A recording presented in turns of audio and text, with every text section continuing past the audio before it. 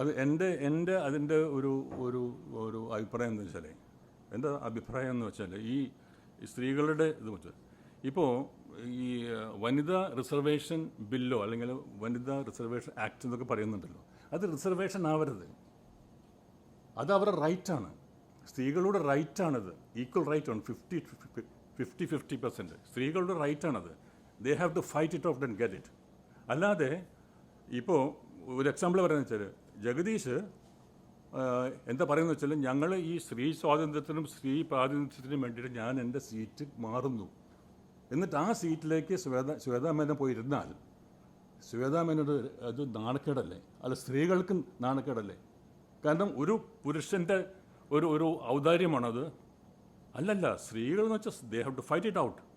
അല്ലാതെ ഞാൻ മാറുന്നു, നമ്മുടെ ശ്വേതാ മേനോൻ ഇരുന്നോളൂ എന്ന് പറഞ്ഞാൽ എൻ്റെ അർത്ഥം ശ്വേതാ മേനോൻ അതൊരു ഇൻസൾട്ട് അല്ലേ? It's an insult to Shweta Menon, it's an insult to womanhood അല്ലേ? അപ്പോൾ അത് ശരിയല്ല.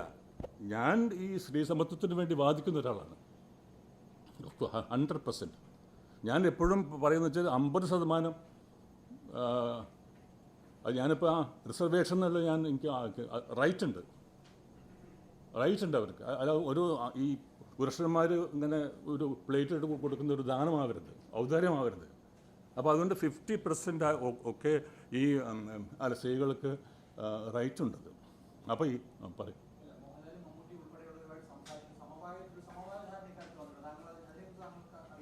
സമവായത്തിന് എൻ്റെ അടുത്ത് ആരും വന്നിട്ടില്ല. എൻ്റെ അടുത്ത് ആരും വരില്ല. കാരണം എൻ്റെ സ്വഭാവം അറിയാം. എൻ്റെ അടുത്ത് ഇതേവരെ ഒരാളും പറഞ്ഞിട്ട് നിങ്ങൾ ഇത് നടത്തണോ. ഞാനിതിനകത്ത് പിന്നെ വരുന്ന കാര്യത്തിലും ആരുടെയും സമ്മർദ്ദമില്ല എനിക്ക്.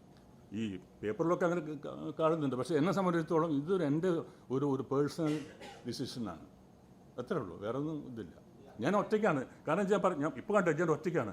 കാരണം എൻ്റെ കൂടെ ഇങ്ങോട്ട് വരാമെന്ന് എനിക്ക് വാക്ക് തന്ന് ഇന്ന് രാവിലെ നമുക്ക് കാണാമെന്ന് പറഞ്ഞ 5-6 പേരുണ്ട്.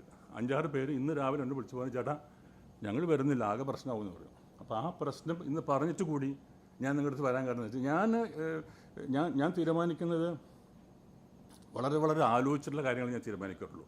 അത് തീരുമാനിച്ചു കഴിഞ്ഞാൽ ഞാൻ അവിടെ നിന്ന് മാറുന്ന ഒരു പ്രശ്നം ഉദിക്കുന്നില്ല.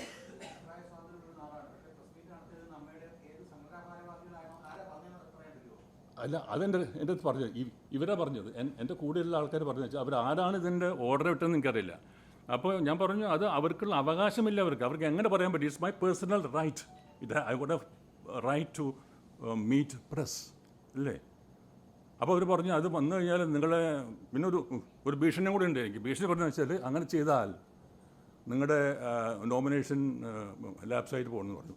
No problem, I will go to the court. ഇവിടെ ഒരു കോടതി ഉണ്ടല്ലോ. അപ്പോൾ അതൊന്നും എനിക്കൊരു ഇഷ്യൂ അല്ല. അതുകൊണ്ടാണ് ഞാൻ വന്നത്. ഇന്ന് രാവിലെയാണ് പറഞ്ഞത്.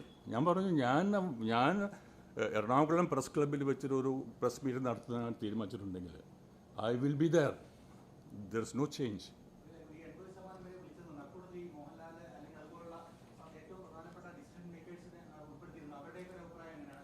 ഞാൻ എല്ലാവരും വിളിച്ചിട്ടുണ്ട്. അവർ പറഞ്ഞത് നല്ലതാണ്. അവർ പറഞ്ഞെങ്ങനെയാണ്, നീ നിന്നത് നന്നായി. അതായത് നീ നിന്നത് നന്നായി എന്നാണ് മമ്മൂട്ടിക്ക് പറഞ്ഞത്. സുരേഷ് ഗോപി എല്ലാവരും അങ്ങനെ പറഞ്ഞത്. അവർ ദേവന് വോട്ട് ചെയ്യാനായിട്ട് ആരുടെ പറയില്ല.